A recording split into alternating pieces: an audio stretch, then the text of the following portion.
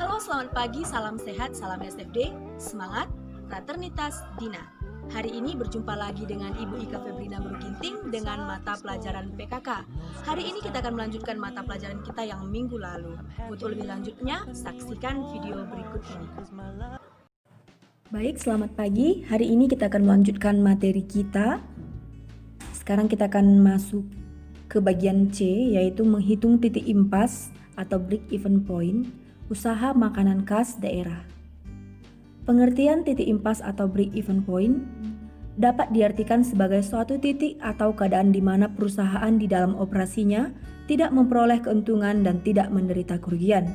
Dengan kata lain, pada keadaan itu, keuntungan atau kerugian sama dengan nol. Hal tersebut dapat terjadi bila perusahaan dalam operasinya menggunakan biaya tetap dan volume penjualan hanya cukup untuk menutup biaya tetap dan biaya variabel. Break-even point amatlah penting kalau kita membuat usaha agar kita tidak mengalami kerugian. Di antaranya manfaatnya adalah yang pertama, alat perencanaan untuk hasilkan laba. Kedua, memberikan informasi mengenai berbagai tingkat volume penjualan serta hubungannya dengan kemungkinan memperoleh laba menurut tingkat penjualan yang bersangkutan. Ketiga, mengevaluasi laba dari perusahaan secara keseluruhan. Keempat, mengganti sistem laporan yang tebal dengan grafik yang mudah dibaca dan dimengerti. Kedua, strategi menetapkan harga jual makanan khas daerah. Ada beberapa hal yang harus diperhatikan sebelum menentukan harga jual suatu produk. Hal-hal yang harus diperhatikan diantaranya adalah faktor pelanggan, pesaing, biaya, dan juga kemanfaatan untuk usaha Anda sendiri. Faktor-faktor tersebut dapat dijelaskan di bawah ini. Yang pertama, pelanggan. Pelanggan merupakan prioritas utama dalam usaha makanan khas daerah. Jadi, pastikan bahwa harga jual yang ditetapkan akan dapat diterima oleh pelanggan. Kedua, pesaing. Pastikan bahwa harga jual produk dapat bersaing dengan harga jual produk pesaing. Perhatikan tingkat keuntungan. Jangan mengambil keuntungan yang terlalu besar karena akan menyebabkan harga jual terlalu mahal.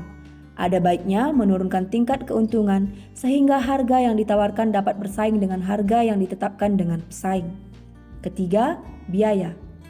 Pastikan harga jual produknya ditetapkan dapat menutup biaya-biaya yang telah terjadi. Ini artinya harus benar-benar jeli dan teliti dalam menghitung biaya yang terjadi. Pastikan bahwa tidak ada biaya yang tidak dimasukkan dalam perhitungan. Dan yang terakhir adalah kemanfaatan untuk usaha. Harga jual yang ditetapkan dinilai pantas jika harga dapat memberikan keuntungan yang diharapkan. Seandainya saja keuntungan yang diharapkan dapat tercapai, akan mempermudah dalam mengembangkan usaha yang sudah dirintis. Bagian ketiga yaitu menghitung break-even point. Dalam menghitung break-even point diperlukan komponen penghitungan dasar seperti berikut ini. Yang pertama adalah fixed cost. Komponen ini merupakan biaya tetap atau konstan ada walaupun tidak ada kegiatan produksi. Contoh biaya ini yaitu biaya tenaga kerja, biaya penyusutan mesin, dan masih banyak biaya yang lainnya. Yang kedua adalah variable cost. Komponen ini merupakan biaya per unit yang sifatnya dinamis tergantung dari tindakan volume produksinya. Jika produksi yang direncanakan meningkat, berarti variable cost pasti akan meningkat. Contohnya ialah biaya bahan baku, biaya listrik, dan masih banyak biaya-biaya lainnya. Dan ketiga adalah selling price. Komponen ini adalah harga jual per unit barang atau jasa yang telah diproduksi. Kemudian kita masuk ke bagian D, yaitu promosi produk hasil usaha makanan khas daerah.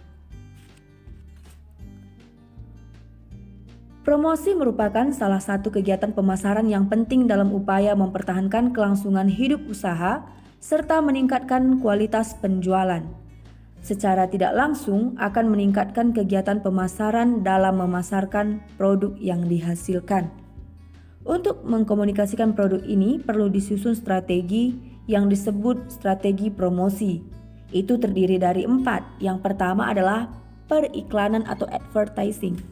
merupakan sebuah bentuk komunikasi non-personal yang harus memberikan imbalan atau pembayaran kepada sebuah organisasi atau dengan menggunakan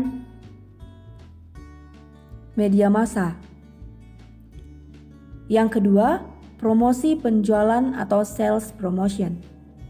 Merupakan insentif jangka pendek untuk meningkatkan penjualan suatu produk atau jasa di mana diharapkan pembelian dilakukan sekarang juga. Yang ketiga, penjualan tatap muka atau personal selling. Merupakan sebuah proses di mana para pelanggan diberi informasi dan persuasi untuk membeli produk-produk melalui komunikasi secara personal dalam suatu situasi perekrutan. Dan yang terakhir adalah hubungan masyarakat. Hubungan masyarakat merupakan bentuk komunikasi non-personal dalam bentuk berita sehubungan dengan organisasi tertentu atau tentang produk-produknya yang ditransmisi melalui perantara media massa dan tidak dipungut biaya sama sekali, tetapi bukan juga cuma-cuma.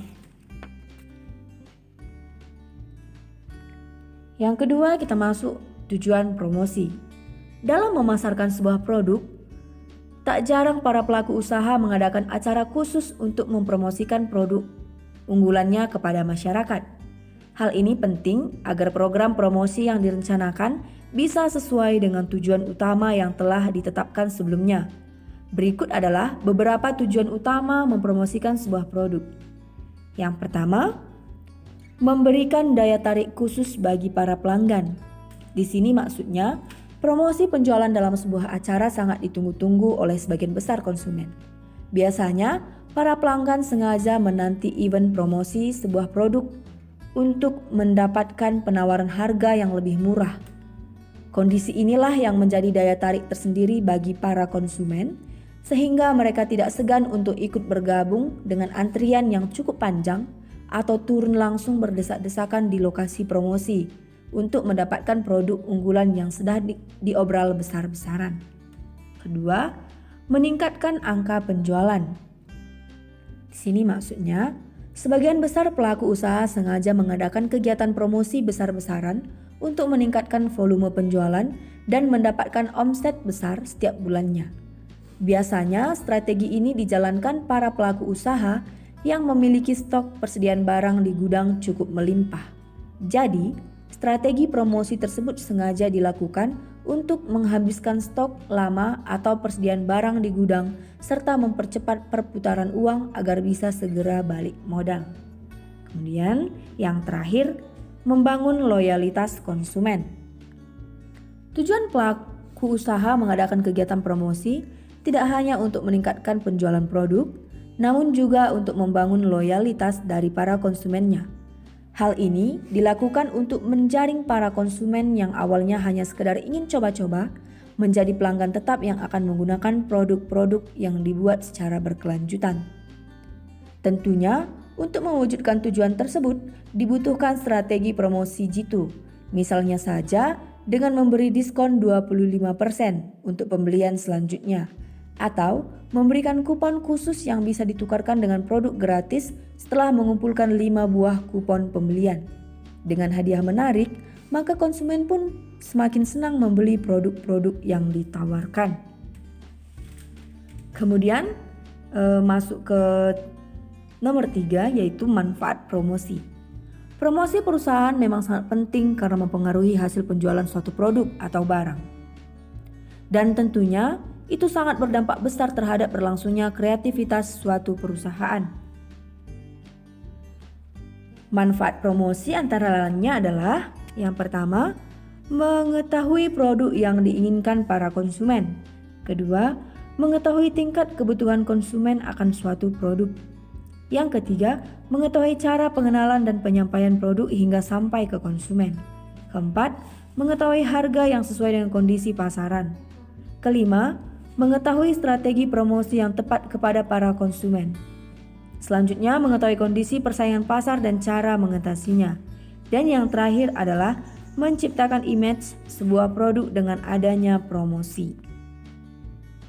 Kemudian selanjutnya kita masuk ke sasaran promosi.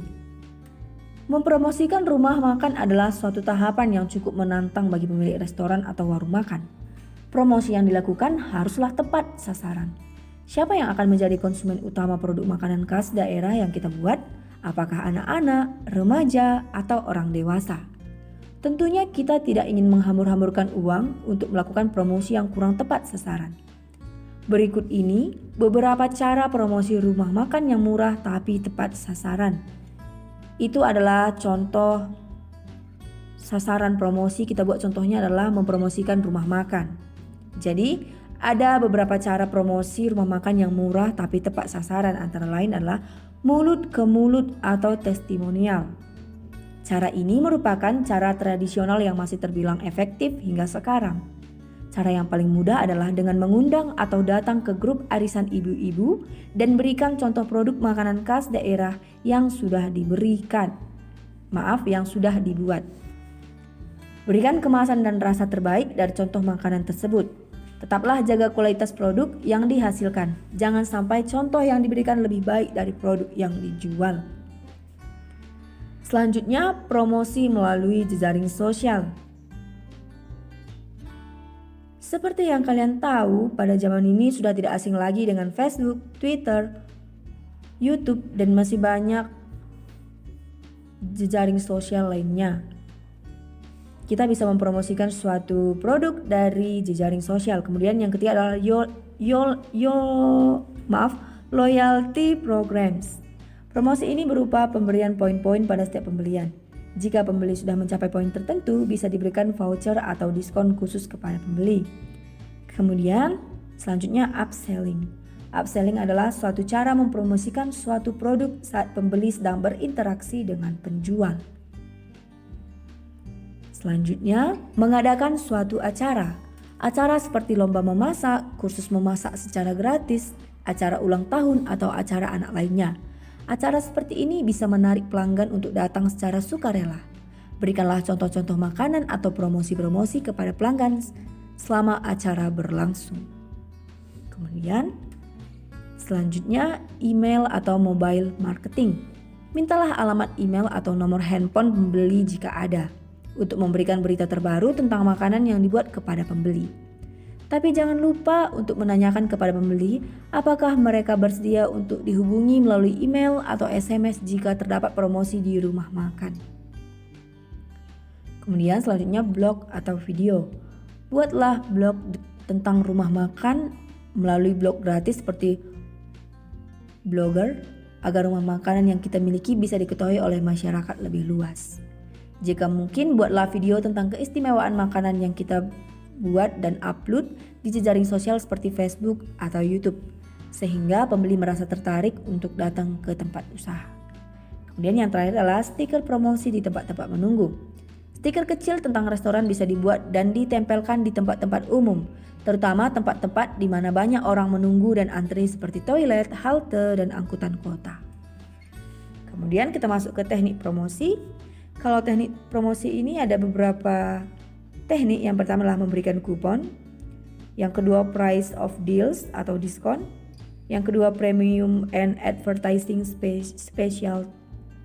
Kemudian contest and sweepstakes. Kemudian sampling and trial offers.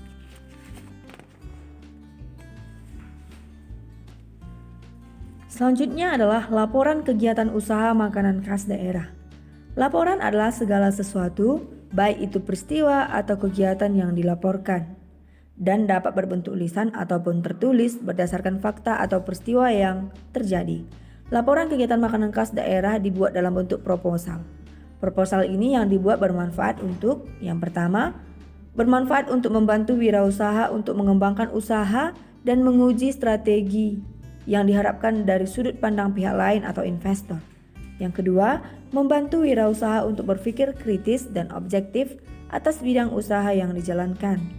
Yang ketiga, sebagai alat komunikasi dalam memaparkan dan meyakinkan gagasan kepada pihak lain.